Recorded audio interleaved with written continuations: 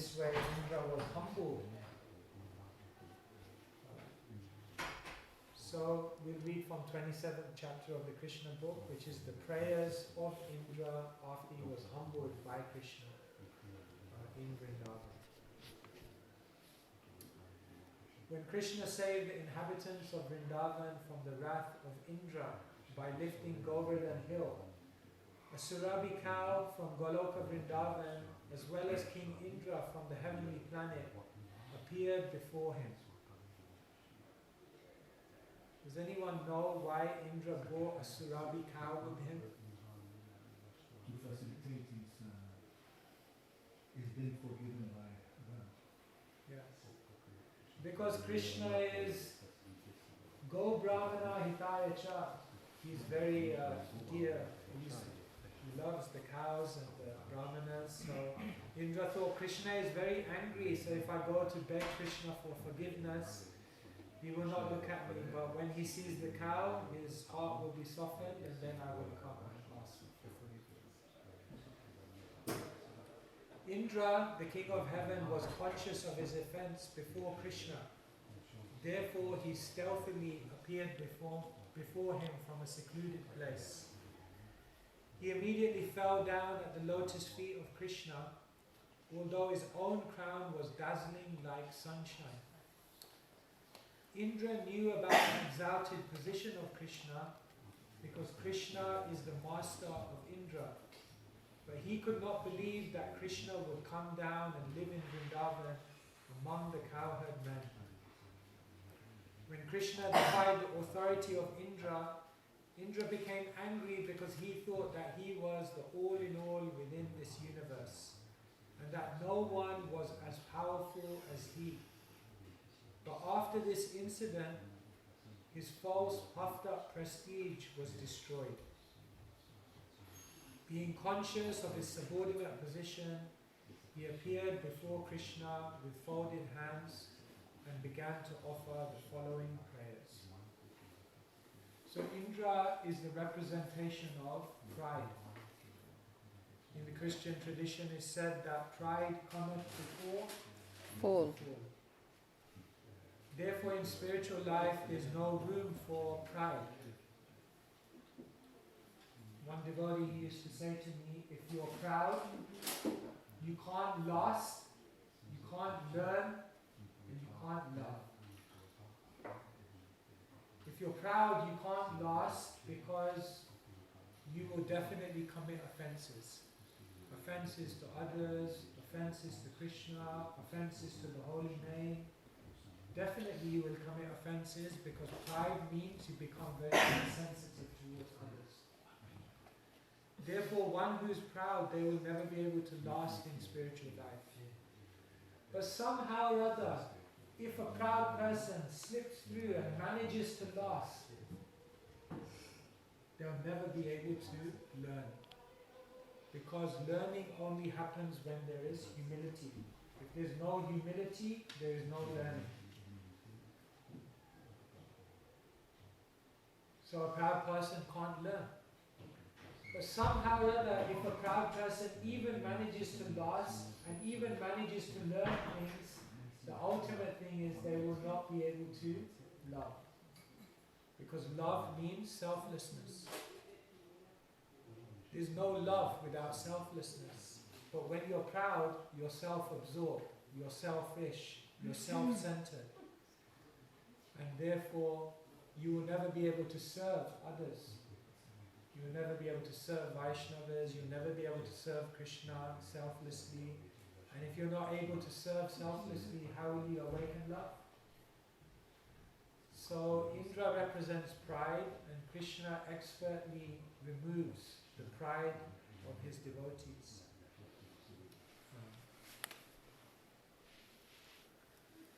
And I'll say one more thing, that sometimes the strength that Krishna gives us in our life can become our biggest weakness.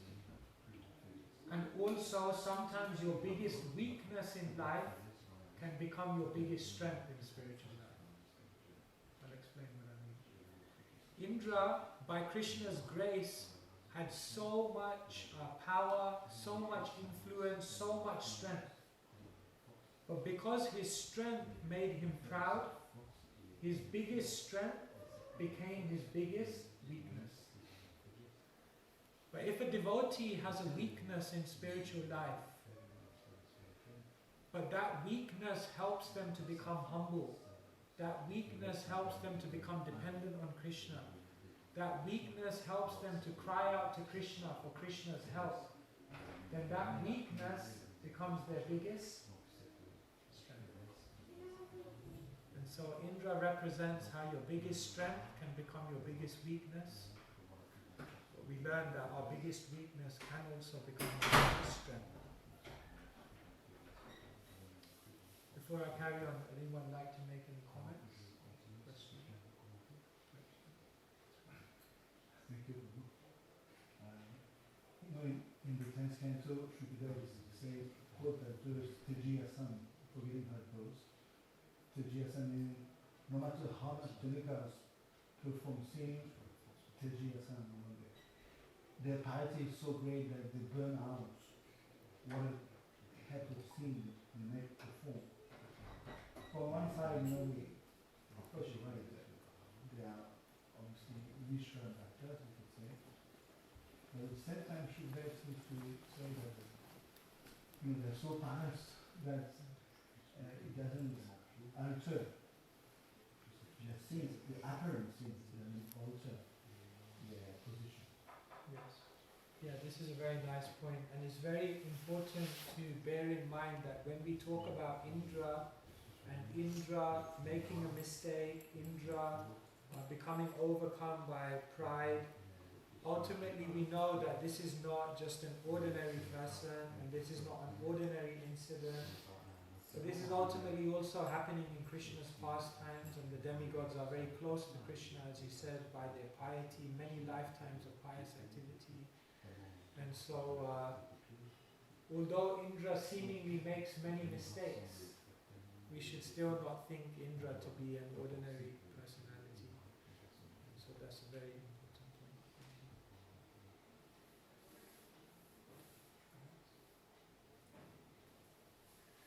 Okay, so I'll carry on reading. My dear Lord, Indra said, being puffed up by my false prestige, I thought that you had offended me by not allowing the cowherd men to perform the Indra Yagya. And I thought that you wanted to enjoy the offerings that were arranged for the sacrifice.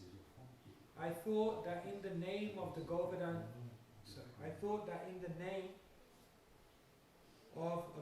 sacrifice, you were taking my share of the profit, and therefore I mistook your position. Now by your grace, I can understand that you are the Supreme Lord, personality of Godhead, and that you are transcendental to all the material qualities. Your transcendental position is Vishuddha Sattva, which is above the platform of the material mode of goodness, and your transcendental abode is beyond the disturbance of the material qualities. Your name, fame, form, quality, and pastimes are all beyond this material nature, and they are never disturbed by the three material modes. Your abode is accessible only for one who undergoes severe austerities and penances, and who is completely freed from the onslaught of material qualities like passion and ignorance. If someone thinks that when you come within this material world, you accept the modes of material nature, he is mistaken. The webs of material qualities are never able to touch you, and you certainly do not accept them when you are present within this world. Your lordship is never conditioned by the laws of material nature. So Krishna is beyond the modes of material nature. Even though Krishna appears in this world, the material nature is always under his direction. Therefore he says in Bhagavad Gita, Maya Dhakshe Naprakriti Suyate Sacharacharam Etunanena Konteya Jakati Parivartate. That the material nature is working under my direction. And therefore one should never think Krishna to be under the modes of nature. One should never think the pure devotee to either be under the modes of material nature. Even we can take Srila Prabhupada's example. Although an external person may see Srila Prabhupada's life and try to measure that, well, he was also subject to the onslaughts of material nature. Actually, the pure devotee is completely transcendental. Even in the final days, Srila Prabhupada was very, very sick, and one doctor came to see Srila Prabhupada. And when he came in, Prabhupada looked at him and said, "How are you? Are you okay?" He was thinking, "I'm coming here to help." He's asking me, "Am I okay?" So the doctor began to examine Srila Prabhupada and his bodily condition, and he nearly fainted. Because he said, "I have examined his body, I have examined what's going on, and according to the medical state of this individual, he should be crying out in pain." But what was Prabhupada doing? With a dictating machine, he was dictating the purports of the Bhagavatam. So that's amazing. Although a pure devotee seems to be in the material nature, actually they are completely beyond. The suffering of a conditioned soul and the so-called suffering of a pure devotee is completely different. Krishna puts the conditioned soul in suffering so they can be purified. But Krishna puts the pure devotee in a difficult situation so they can be glorified.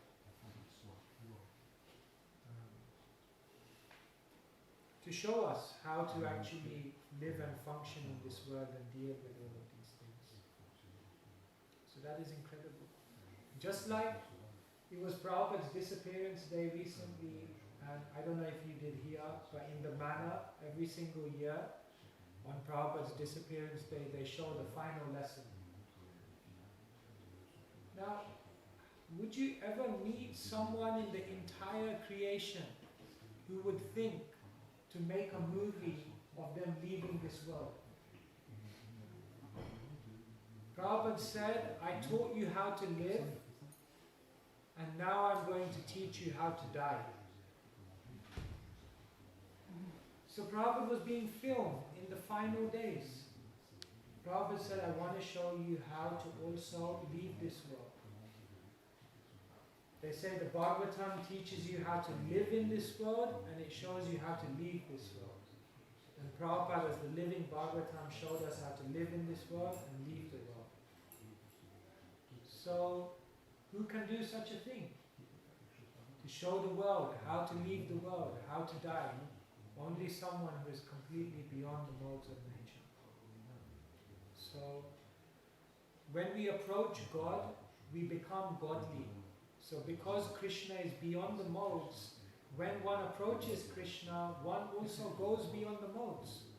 Therefore Krishna says in the Bhagavad Gita, "Devi hi esha gunamayi, mama maya duratyaya, mamevaye prapadyante, maya medam taranti de." This material nature is practically impossible to overcome. Mamevaye prapadyante. But if you approach me, if you come to me, if you take shelter of me, mayam etam taranti te, you overcome this material ocean. So when Indra is glorifying Krishna as beyond the modes, it's very, very hope-giving to us. Because all of us are so much affected by the modes of passion and ignorance. But we get the confidence, the hope that if we can surrender to Krishna, then we'll be freed from those influences. So Indra is revealing this to us through his prayers. Did we consider Indra as a Vaishnava? Do we consider Indra as a Vaishnava? Anyone who is facilitating Krishna's pastimes undoubtedly must be a Vaishnava. Krishna wanted to show his love for the Brajabasis. He wanted to show the world how he protects his devotees. And Indra played a part in that. Actually, in the Brihad Bhagavatamrita, it's very interesting. The Brihad Bhagavatamrita is a story where Narad Muni is going to find out who's the greatest devotee. So he comes to Indra and he says, Indra, I think you are a great devotee. You prayed to Krishna, you got Krishna's mercy. Indra said, no, I'm not a great devotee, but Brahma, he's greater than me. He's directly instructed by Krishna at the beginning of creation. And so Narad Muni goes to Brahma. And Brahma, he begins glorifying, you are the greatest devotee. Brahma begins laughing with his foreheads. And he says, who sent you here? Who told you that I'm the greatest devotee? So he said, Indra sent you here. Brahma said, it's funny that Indra sent you here saying that I'm a greater devotee than him, because we both committed an offense to Krishna. But actually, Indra's offense was pleasing to Krishna, whereas my offense to Krishna was very displeasing. And what did Brahma do in Vrindavan? He stole the cow He stole the cows, and he stole away the cowherd boys, and he put them to sleep for 1 year. And what did Indra do? He sent a Samvartak cloud and Krishna lifted the Govardhan hill. So why was Brahma's offense very displeasing to Krishna, but Indra's offense, there was some element of it that was very pleasing to Krishna? Does anyone know? When he left the Govardhan, everybody is around. Brahma still there. Exactly. Brahma's offense meant Krishna was separated from his devotees. But Indra's offense meant everyone came together. It was the first time in Krishna Leela that all the gopas, the gopis, all the cows, everyone was together with Krishna for 7 days, non-stop. He said actually Indra, he committed an offense, but he also pleased Krishna. So yes, you can understand. So he's beyond the material nature also. Indra is difficult to understand because in one sense, yes, he is beyond the material nature because he's taking part directly in Krishna's pastimes. But in another sense, Indra is showing us what not to do, how you can become influenced. So, Krishna sometimes instructs us through personalities like Indra. Prabhupada gave this example. It's like, you can understand it from like Indian culture. So say for example, a boy gets married to a girl, then what happens is the girl comes to live with the boy. So say for example, the mother is there, and so say for example, the new girl who has got married and come to the new home, she makes a mistake. She makes some mistake. So what the mother will do is she won't correct the new daughter directly, because the relationship is still very new. She may become offended. So what the mother does is when her own daughter is there, then she begins to chastise her own daughter, even though her own daughter didn't do anything wrong. But when the new lady who has come in sees the other one getting chastised, then she realizes, oh my God, I should not do this. So this is called instructing the daughter-in-law through the daughter. So similarly, Krishna instructs us through Indra.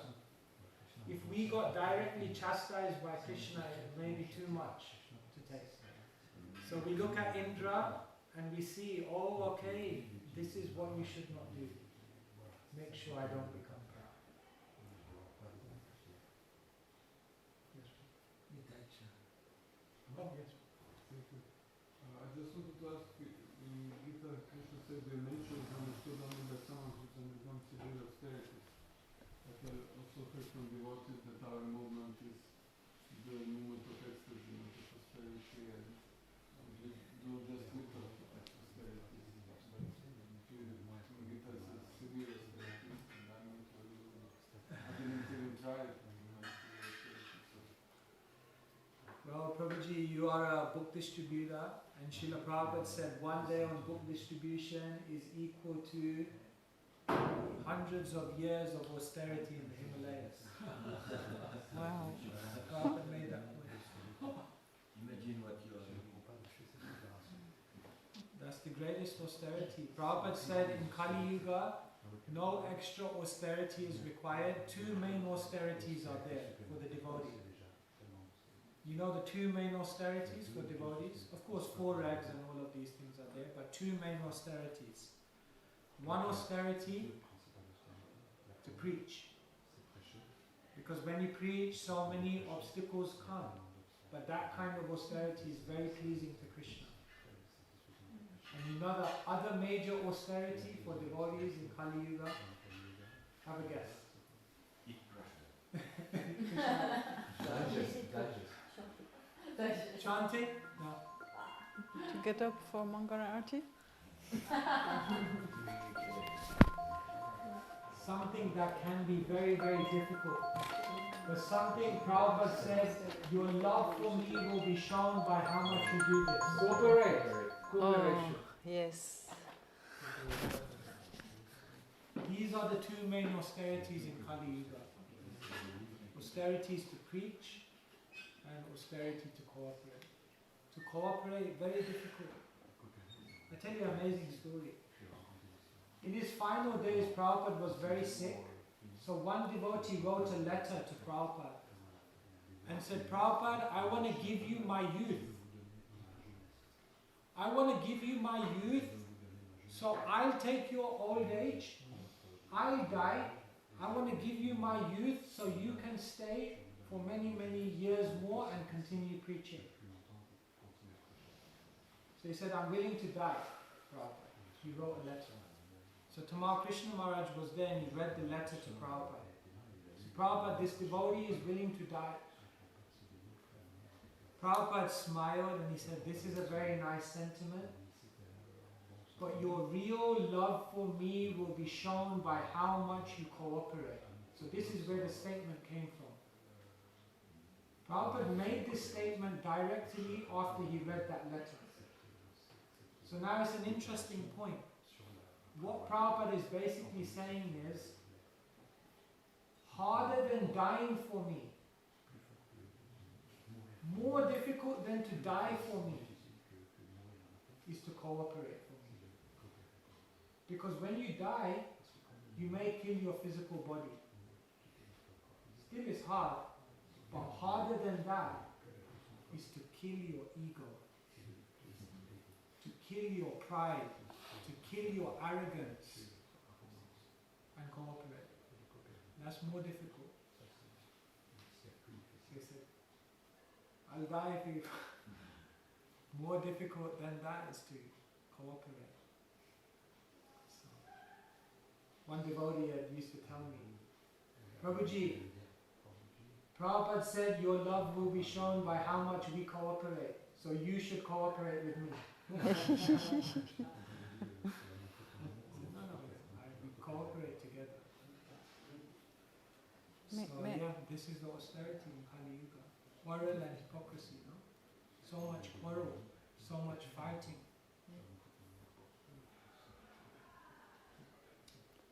Even in the Krishna consciousness movement.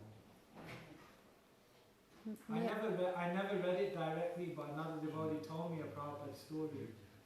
I never read it, but I'll tell it anyway. Prabhupada once said to a devotee, I performed the mystic act of bringing the spiritual world into the material world because I created many temples, and these temples are like the spiritual world. So I brought the spiritual world into the material world, but you are so mystical that you've brought the material world back into the spiritual world. By fighting, by arguing. So that's very difficult. So those are the austerities. Yes.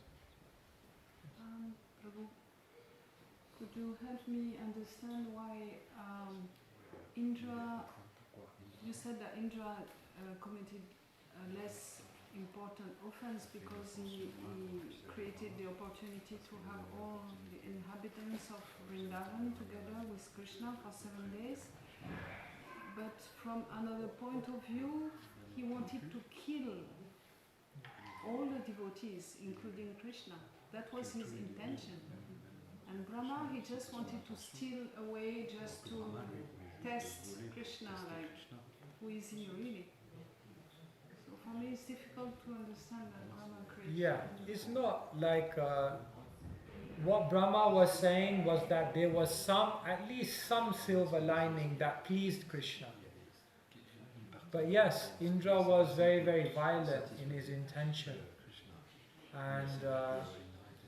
And later on, actually, there's a conversation, I can't remember whether it's in 10th canto or in the commentaries, where Krishna actually asks Indra, he says like, how could you be so violent? And Indra makes a statement that when one is overcome by anger, krodhat bhavati sammoha, that when you're overcome by anger, then you become completely deluded. So he makes that point. So yes, it's not that, I mean, Brahma is also speaking in his humility, that, you know, oh no, he is better than me.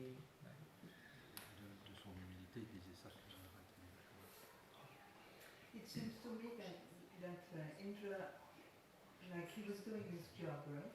Yeah. He was doing his job, but he was ignorant of the fact of... You know, that sacrifice that Indra sacrificed, it was really important. You know, it's in the Vedic injunction. So it's really kind of important for society, right? Yes. So then this little boy comes, you know, from somewhere and, you know, decides to disturb everything. So Indra, being one of the structural elements of society. So it should have been followed, that's your point. Yeah. It should have been followed. It was a yagya which was, yeah. So this is, so the point here is that there is a higher principle than dharma.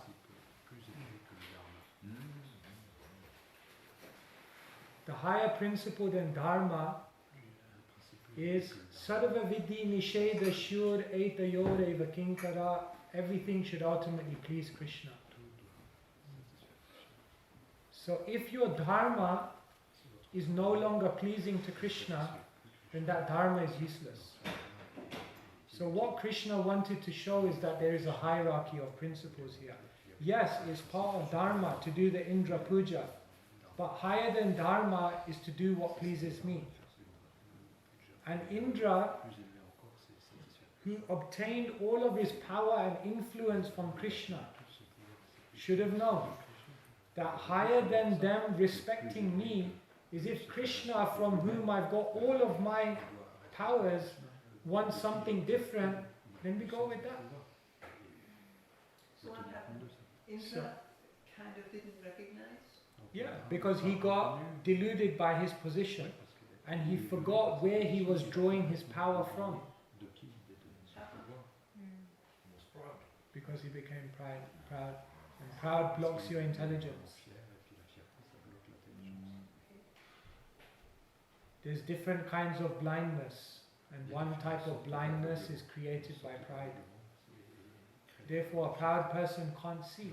Everyone else can see, but a proud person themselves can't see. Because it's a very exalted position. You know that one. Indra's position is very exalted, as you said before. Yeah. So it's very, you know, it's very... But the essential point here is that dharma, therefore I quoted the verse, Save pumsham paro dharmo Yato bhakti rato sajay ahaituki apratihata yayatma suprasidati. What's the paro dharma? What's the supreme dharma? What's the ultimate occupation? Yato bhakti radok sajay. To serve Krishna, adoksaja, to please him. In what way? Ahaituki, apratihata, with no motivation and no interruption. But Indra became blinded by that and over. So you can follow dharma and still, if you don't understand what the goal of, therefore what does Krishna say at the end of Gita? See, this is very interesting. In the 4th chapter, Krishna says, Dharma sanstapanarthaya sambhavami. I come to this world to establish dharma. And then in the 18th chapter, what does Krishna say? Sarva dharman parityaja. Give up all dharma. Isn't it? But you came to establish dharma. Now you're saying give up dharma. What does that mean? When Krishna says I'm coming to establish dharma, he's saying I'm coming to establish the ultimate dharma, which is love for God. And when he says abandon all dharma, he's saying there are lesser types of dharma which divert you from love of God. And those things should be given up. Mamekam saranam braja. And just surrender to me. Yes. As far as I heard, if someone hasn't reached the level of Nishta, then one must follow rules and regulations of Varnashram. But after the level of Nishta, then one has to go to the Parodharma. Yes. Yes, so that is absolutely true. That although there is a dharma and bhakti have a relationship. So dharma should always be embraced. However, when the dharma becomes an obstacle to the development of bhakti, then the dharma can be given up. But most of the time, dharma is a support to bhakti. Therefore, we follow Varnashram dharma. Why do we follow the Varnashram dharma? Mahaprabhu said, Naham Vipro, Nacha, Narapati, Napi, Vaishya. I'm not a Brahmana, I'm just a servant of God. Yet we follow Varnashram dharma. I'm a brahmachari. So why are we embracing this dharma? Because it's supportive of bhakti. But the moment when dharma clashes, then we give it up. So yes, Mataji, that's a very good point. One question. It's something I've been thinking about and I didn't know who to ask. Because, anyway, I find it surprising that in this material world, the sense gratification has to be given up, and we have to follow the rules of dharma, and we have to be pious, and a demigod is supposed to have all these qualities of piety, and but in Swarga, they are indulging in mega sense gratification, and in apparently according to human levels, adharmic activities. So how do we understand that? That what is actually very condemnable, condemned on earth, in order to uplift our consciousness, we should not practice any of these adharmic activities.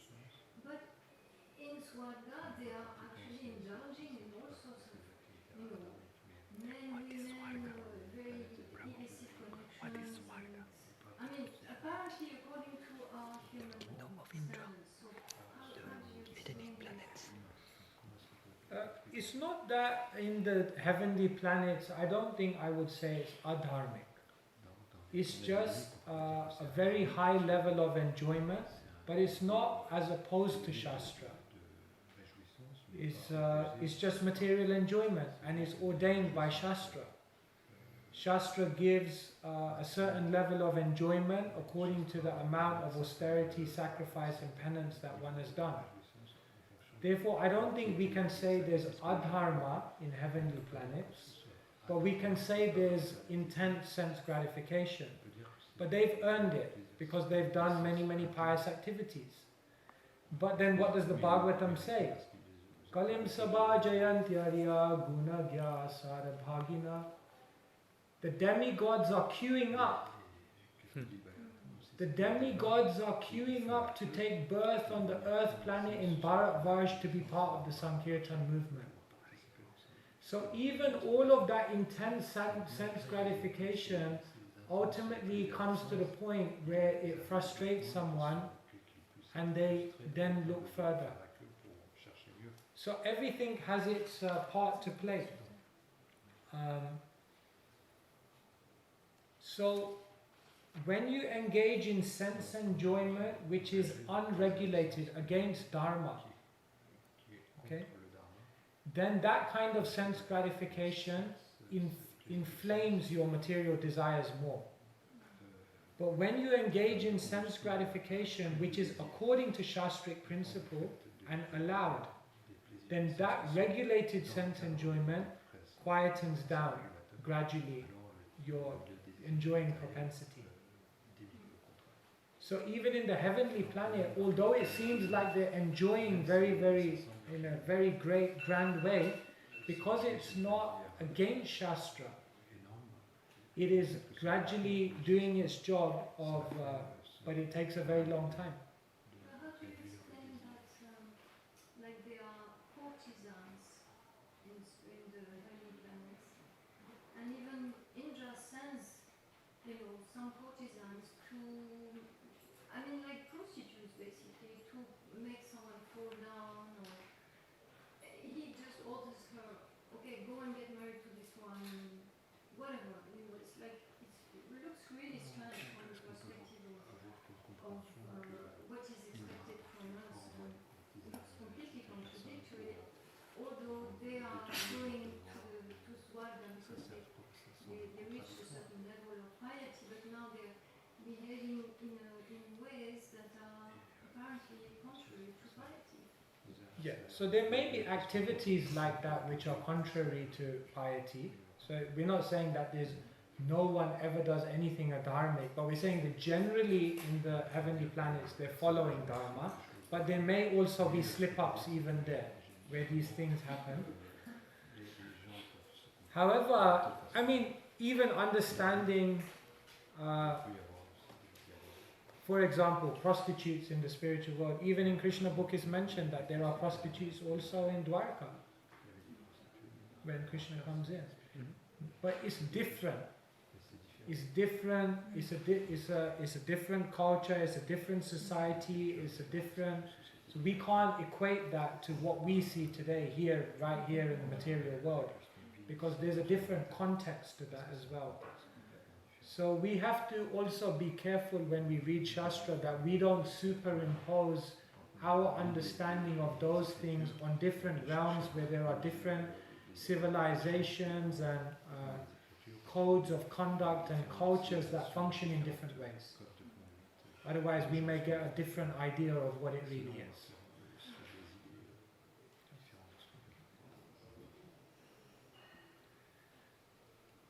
So maybe finish that. Okay. This is a quite touchy point, the point she's making and you are addressing. But actually it says that all the enjoyment in Swarga, they don't make any sin because it is more or less like a reward from their pious activities. Like animals, they don't make any karma, so they don't make karma. But they still have maybe a desire to enjoy, which keeps them for progressing in spiritual life. So for example, like she said, Indra is sending Menaka, Urvashi, so many apsaras, but to this earth, and with rich sages, they associate and make astonishing offsprings, like Parashara Muni had some affair, and so many great yogis and sages. So they are always like on the dharmic principle, although it is not from the earth planet. but it's part of the plan of the Lord. Yeah, they are not hard-armic, like you said. And then you spoke about Dwarka. So one devotee was asking the question, and then I thought, yes, there may be some prostitute in Dwarka, but what are they doing? They are called prostitutes because they are public ladies, because all the entertainments, it's only public ladies who will do entertainments, like dancing in courts and in front of Krishna, in the city hall of Dwarka. It cannot be married ladies, they will never go in the public dance and do this. But we cannot say that they were engaging in any sexual activities. We think, but it may not be that. It may be that public, dancing, they will be dancing, Krishna's pastimes. And then they will entertain the courts of the kings, Ugrasena and all the inhabitants of Dwarka. So we should be careful not think that the prostitutes in Dwarka, they are engaged in low-class activities. They are actually public ladies dancing the pastimes of Krishna. Yeah, and just consider Bilvamango Thakur, who on that night went through the raging ocean. He, climbed all the way up the tree, caught a snake, got pricked by the thorns, somehow came in front of the prostitute. And the most amazing thing is that the prostitute was so powerful, Chintamani, that she looked at him and in one statement she said, "If only you had this much determination to get Krishna." So imagine how Krishna conscious she must have been. It's inconceivable. It's inconceivable. The prostitute becomes a guru. Yeah. The prostitute becomes a guru. The prostitute becomes a guru. So when we think, we may see the word prostitute, but it's a completely different thing. So we may not... and it's amazing to think, Gopaswami Prabhu was just talking about simplicity and how a Vaishnava should be so simple. And just think how simple Bilvamango Thakur is, that after he was advised by the prostitute in this way, then in his books, everywhere, openly he says, "I offer my respectful obeisances," and openly tells everyone it was the prostitute. Yeah. He tells the whole world. He tells the whole world, "I was going to a prostitute." Just see how simple. Not trying to, if we would have such a background, we may try to cover it up, delete all the articles on the internet, make sure no one finds out about it. Bilvamango Thakur was so simple. This is who I am. I was going to a prostitute. And she made me a devotee. That kind of simplicity, where one is not having any duplicity, holding anything back, hiding anything, that is a Vaishnava. So anyway, that's a separate point. But so what quality was Chintamani in her spirituality that she had such potency? Somehow, circumstantially, for some reason which we're not aware of, she ended up as a prostitute. You can understand such things, but look where her consciousness was. So, as you mentioned with Dwarka. And it's also a necessity. I think Srila Prabhupada also underlined the fact that prostitutes are actually a necessity in society. So, they have a job. So maybe we are seeing this like a spiritualist. Maybe we are seeing this, in a true moral of a light. Yeah. And that, especially Chintamani, she goes, above Dharma in that sense.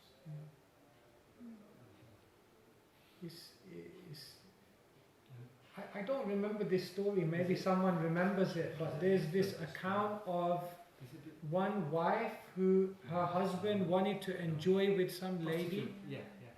And then she became, she was so chaste to her husband. She was so chaste to the husband. She went to the prostitute, work as a prostitute to raise the money that he could enjoy the prostitute. Can you believe it? Can you believe it? No? Can you believe it? She wanted to serve her husband so perfectly. She was so chaste. She went to the prostitute. She said, "My husband wants to enjoy with you, but I need money because we don't have enough money. So I will serve you. I will get some money. I will give the money to my husband. He will be able to enjoy with you." But this is an amazing story. Amazing story. It's incredible. Amazing story. And this lady was so chaste that the husband was supposed to die the next day because of her chastity. The sun never rose. The sun never rose because the man was cursed. He was cursed to die the next day. But because of he did. So this wife, so she said, my husband will never die because the sun will never rise. And the Brahma was disturbed. Everybody was disturbed because in fact by the chastity she stopped the sun, all the demigods to act. And it's an amazing story. I wrote it on my book.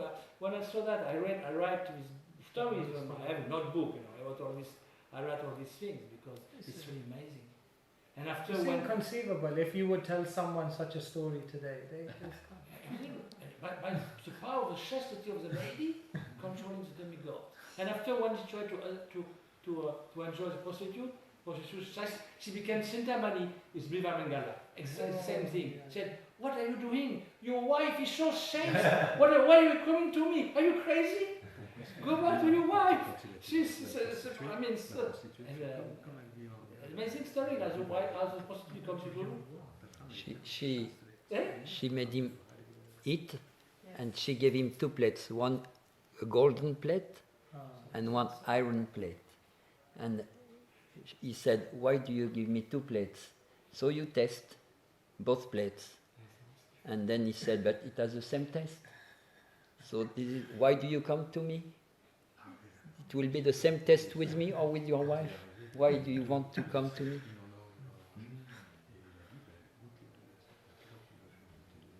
I was wondering, I don't remember the story very well, but what was Indra's breaking point? You know, like kind of when he kind of got it. I mean, it's mentioned that he was 7 days, right, without. I think I don't remember also any. If someone knows, they can say. But my understanding was that after 7 days, he had exhausted all his powers, all his potency. There was nothing more, and he realized, "I have nothing more now. There's nothing more to do. I have exhausted all of mine." So sometimes it's like that. Therefore, Kunti Maharani says, "Janmeshwari Ashruta Shri Bire Dhamanamada Puman Nirvar Hatya Vidatum Ve Tvamakim Chanagocharam." So she says, like, only when you are exhausted